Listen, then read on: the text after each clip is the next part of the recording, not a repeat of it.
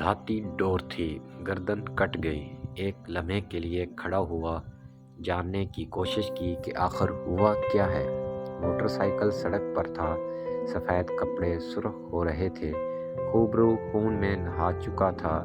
شریانیں کسی بڑے بور والے پائپ کی مانند سینکڑوں ملی لیٹر خون منٹوں میں جسم سے باہر نکال رہی تھی۔ ایک گاڑی قریب سے گزری، شاید کسی نے رکنے کا کہا۔ کون رکتا ہے؟ خون بہنا تھا سو بہہ گیا، جانے والا چلا گیا۔ سفید چادر سے چہرہ ڈھانپنا، وہ چادر بھی رنگین ہو گئی۔ رنگ تو زندگی ہوا کرتے ہیں، رنگ موت بھی ہوتے ہیں۔ غلطی سے فیصل آباد کے نوجوان کی دھاتی تار سے موت کی ویڈیو دیکھ بیٹھا ہوں، اور ایک کرب ہے جو بڑھ رہا ہے۔ دکھ اس کے جانے سے زیادہ پیچھے رہنے والے اس کے والدین کا ہے۔ اگر وہ حیات ہوئے تو یہ زندگی موت سے زیادہ تکلیف دے گی۔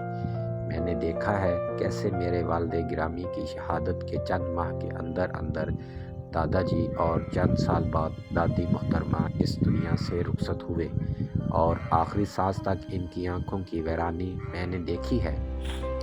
آسان کام ہے اولاد کو جنم دینے سے لے کر جوان ہوتے دیکھنا، امیدیں باندھنا، ان کی آواز سن کر جی اٹھنا، اور پھر ایک دن ان کا جنازہ بوڑھے کندھوں پر رکھ کر دور چھوڑ آنا۔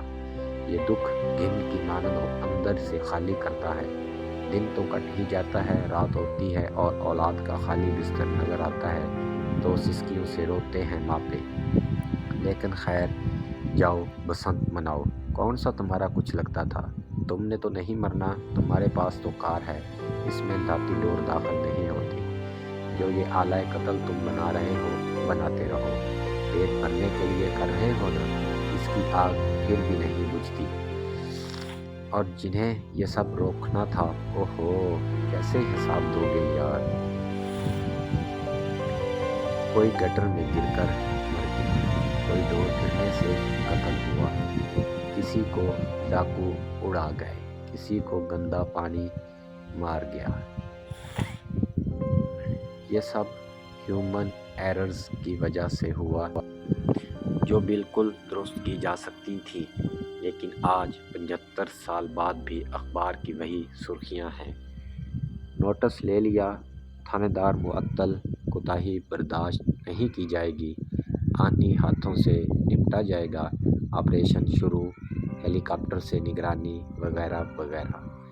کاش اس ملک کے لوگوں کی گوروں کے کتوں جتنی اہمیت ہی ہوتی۔ ناظرین، ویڈیو کو یہاں تک دیکھنے کا شکریہ۔ چینل کو سبسکرائب کر دیں اور ویڈیو کو لازمی لائک کریں، اور اس بچے کے لیے دعا بھی کریں۔